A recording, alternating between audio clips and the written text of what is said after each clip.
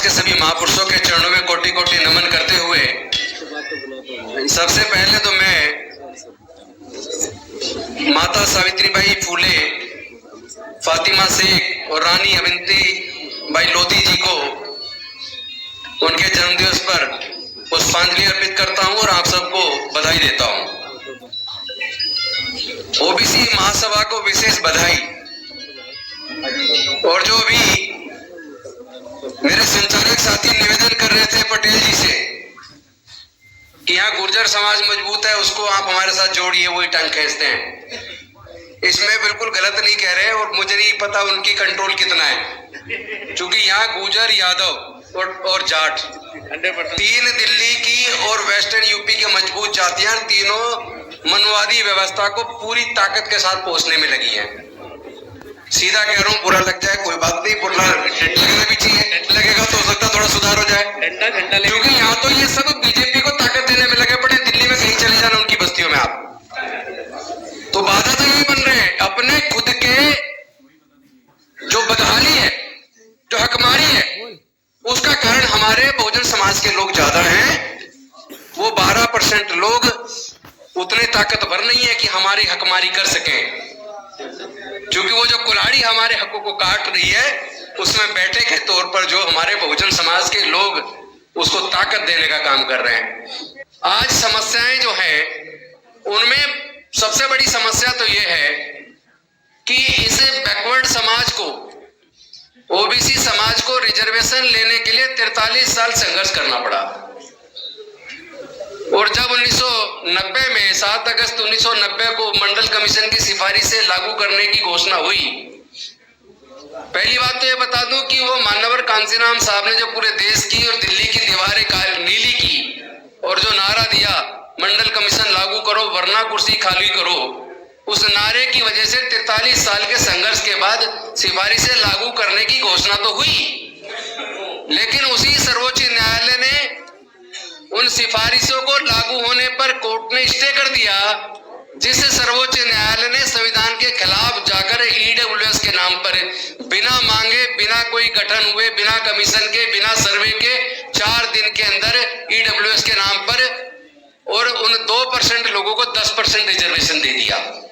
उसको कोर्ट ने स्टे नहीं किया।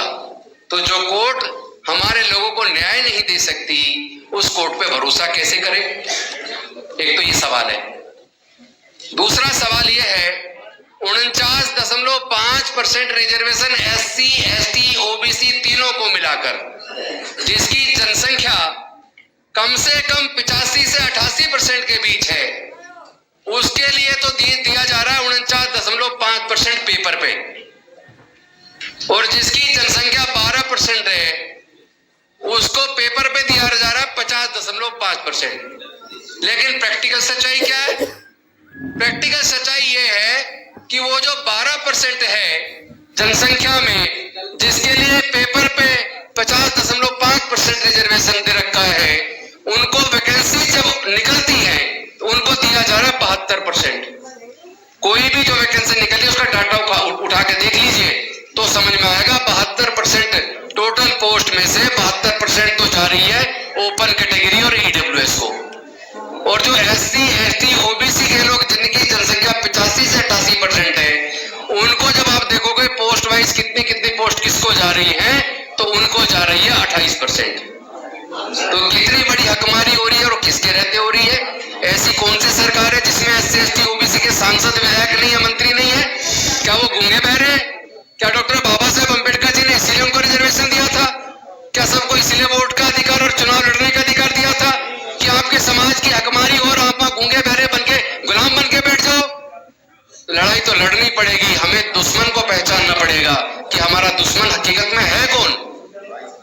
हमें ऐसे लोगों को और ऐसे पार्टियों को और ऐसे नेताओं को पहचानना पड़ेगा कि बहुजन समाज की हकमारी कौन मार कर रहा है और हकमारी करने में उनका सहयोग कौन दे रहा है।